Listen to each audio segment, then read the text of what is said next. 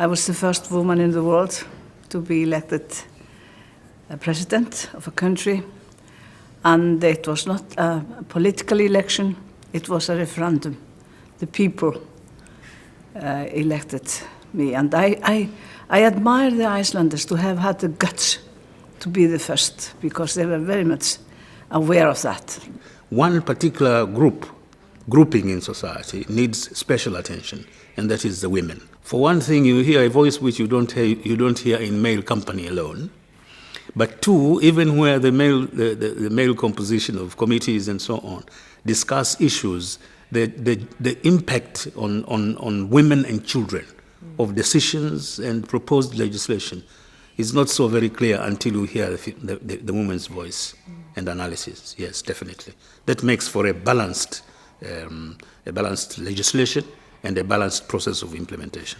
I want to emphasize that men also have to stand up and fight for the rights of the women. We cannot leave this to the women alone. And my experience from Norway was that when some men stood up and joined the women in their fight, then things started to happen. And the rights were more and more implemented. And this is a question of participation, equal participation in political life, in business life, in civil society. And I do believe, despite I was in doubt in the beginning, but now I do believe that we need also, as one means, the quota system, at least for an interim period, to increase the participation of women. This is a question of human rights, because women have the same right as men to participate in public life, but it's also a question of bringing into the policy making the dimension which the women very often represent. They can see some issues from another perspective than we men do, and we really need this female perspective. Trying to reach a humanitarian agreement, to free all the people that are kidnapped by the FARC, to work now again for a peace process, to try to create an environment to dialogue again with the FARC. I think is going to be important, because at the end, what we want in Colombia, it's peace. And if someone is really searching and looking for peace, if that someone is the Colombian women that are suffering the most in this internal conflict. At the first stages of the talks, they were physically present in the dialogue, but then sometime they left as representatives of women in general. But they were still putting pressure from a distance. But now they come back again within the UNIFEM, and also has a united association of Ugandan women, because before they were dispersed. My office in Uganda has contributed to bring them together, the different factions, and to create the fresh delegation which went to Juba to observe the talks. But now that the talks are over, they are preparing themselves for the implementation period, for the post-conflict period. And I think that they will work in such a way that they will make a big difference. Because the most part of the problems among the displaced people affect women. If negotiations in Dayton were made by true representatives of society, then I am absolutely sure that the outcome of Dayton would be much, much better for everyone, and especially for Bosnians. If the representatives of society would be in Dayton, you don't have to be Einstein to figure out that there would be at least 50% of women there. So one of the basic problems in Dayton is that it was the peace accord that did its purpose. It stopped the war. But now it's time to finish the job.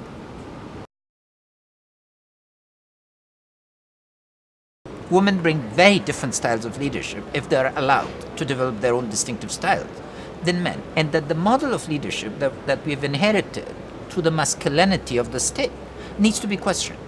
This model is not flexible enough, it's not creative enough. So management-wise, we need a fundamental rethinking, not just in terms of positioning, as you've been arguing, and I agree with you, consciously looking to allow women to rise, but also in terms of the change of styles, so that they don't then become honorary men.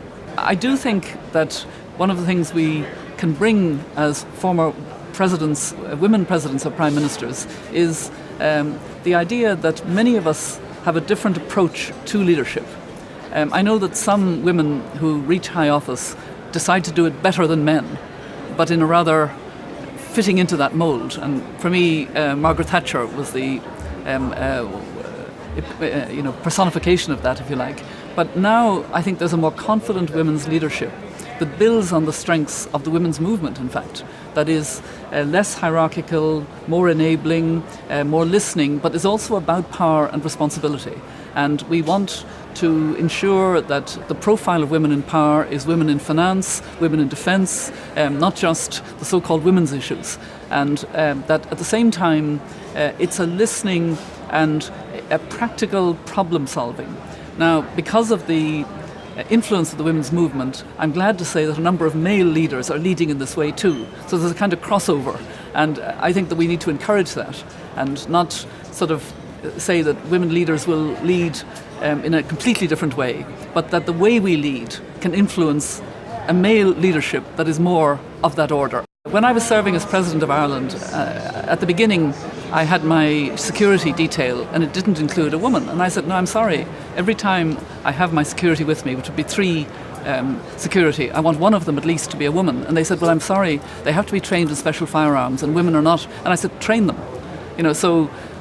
Take the steps that are necessary to ensure that women are able to fill the positions and use your power to do so, especially if you're a woman in power.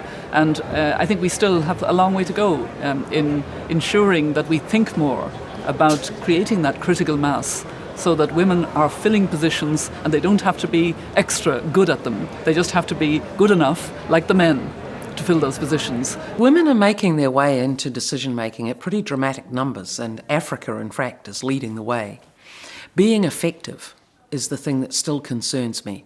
And while we must get the numbers, more women in more places of more influence, I think we need to support women with strategies as to how to be effective, how to find the place or the person who can make the profound difference.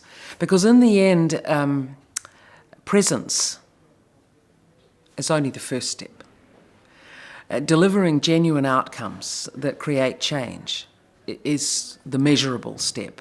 The great opportunity is for women who have got skills and commitment and time and talent to move into decision-making roles and enable other women, not dictate or direct, enable. Because unless women, A, feel supported but then enabled to move ahead and do what they must do, we're short-term focused. I can't be here, or no other woman can be here all the time, holding the hand of.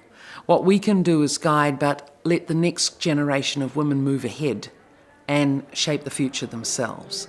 It's a passing of the torch to some extent, but often you have to ignite the flame before you can actually pass the torch on.